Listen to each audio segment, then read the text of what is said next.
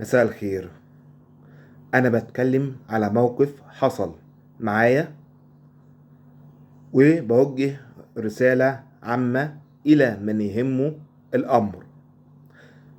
أنا بتكلم على مزالة عمارة 15 بمدينة أسيد تعاني من فراغ في اتحاد الملاك.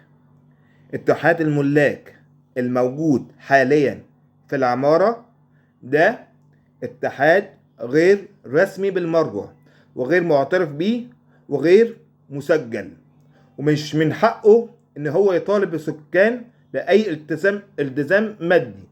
لازم يروح يسجل نفسه بأي صفة قانونية هم بيطالبونا. طب ايه المسمى القانوني بتاعهم؟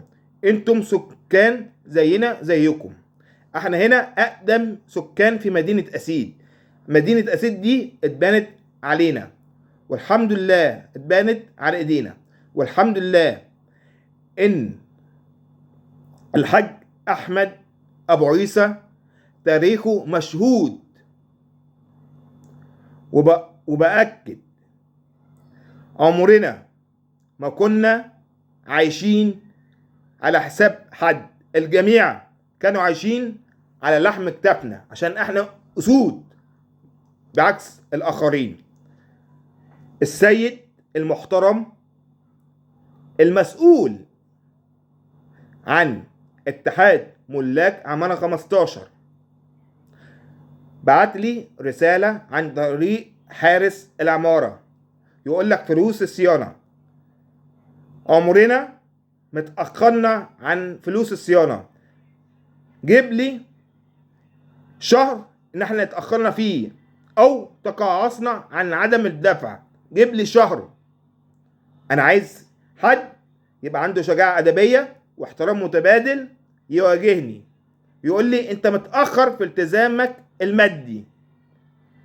انا عمري ما كنت متأخر في اي التزام مادي يخص العمارة، لكن انا بعلنها اليوم وبقول ان انت كرئيس اتحاد ملاك عمارة 15 والمجموعة بتاعتك مجموعة غير رسميين وغير معترفين وغير معترف بيها امام الدولة وغير مسجلة امام الدولة.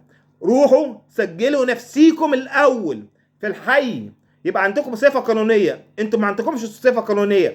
ازاي بتطالبني ان انا ادفع مع ناس مجهولة الصفة القانونية؟ عفوا، انا مش هدفع ليكم بأي صفة قانونية بتتكلموا معايا على الدفع. مين انتم كصفة قانونية؟ انتم سكان زيكم، لكن انا اقدم منكم. انا بقول لكم ان المدينة دي اتبنت على ايدينا. بأي صفة قانونية ان حضرتك بتبعت الرسالة مع حارس العمارة الموجود تطالبني بفلوس الصيانة؟ مين سيادتك بأي صفة قانونية؟